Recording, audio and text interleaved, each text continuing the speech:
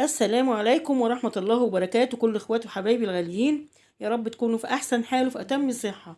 النهاردة بقى السفرة بتاعتنا كده طبخ مصري، اللي هو الطبيخ المصري على اصوله. دي اكلات الشتاء بقى اللي هي بتشبع. وهنعمل ده كله ان شاء الله كده. اكل بسيط وسهل وفي مدة يعني قليلة. بسم الله كده. انا معايا الفراخ دي طبعا زي ما انت عايزة. ببقى غسلاها كويس ونقعاها في ميه وملح وليمون وورقتين لوري كده، وبدأت اسلقها. معايا بقى وانا بسلقها بقطع جزرايه كده دواير، وكمان طماطمايه وبصلايه عشان تبقى الريحه بتاعت الشوربه جميله. هنا انا النهارده هطبخ بطاطس. البطاطس من الاكلات المستحبه والجميله جدا في الشتاء، واللي بتشبع وتدفي يا جماعه. البطاطس انا بحب اعملها بتوم، بس بكتر التوم شوية وبحمر التومة كده في سمنة.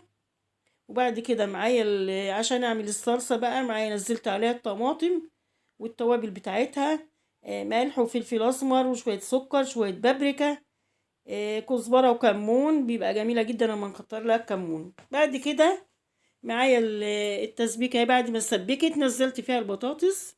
البطاطس يبقى كبيرة شوية، مقطعة كبيرة شوية. على ما البطاطس تستوي كده معايا الفراخ استوت، وعلى ما البطاطس تستوي بدأت اعمل الرز. عارفين طبعا الرز ابو شعرية كلنا عارفينه، بس انا لو حبيت اعمله بمية، يعني هو في الصيف لما بتعمليه بمية ما بي يعني بيبقى كويس عشان ما يحمضش منك. عادي بقى لو حطيتيه في التلاجة، احنا عارفين الصيف بيبقى الحاجة يعني بتبوظ على طول. انا بحب اعمله بميه لو في شوربه ماشي. والله الميه دي يا جماعه مش سخنه ولا حاجه، بس انا وانا بحمر الرز مع الشعريه مقلباهم شويه، وبحب احط لهم شويه ملح. مع الرز شويه ملح وشويه فلفل اسمر، لو احتاج برضو بحط له شوربه. وهنا معايا البطاطس كده هي داخله على سوا. بس طبعا عندي التسبيكه نشفت شويه، لان البطاطس يعني من الحاجات اللي هي بتشرب الطماطم يعني وبتزيد وما بتاخدش سوا على فكرة. احتاجت شوربة حطيت لها. هنا بقى طبق السلطة ده مهم جدا. انا حاطه فيه كل حاجة، حاطه طماطم وحاطه بصل، حاطه فلفل رومي وخيار وجزر والخضرة طبعا.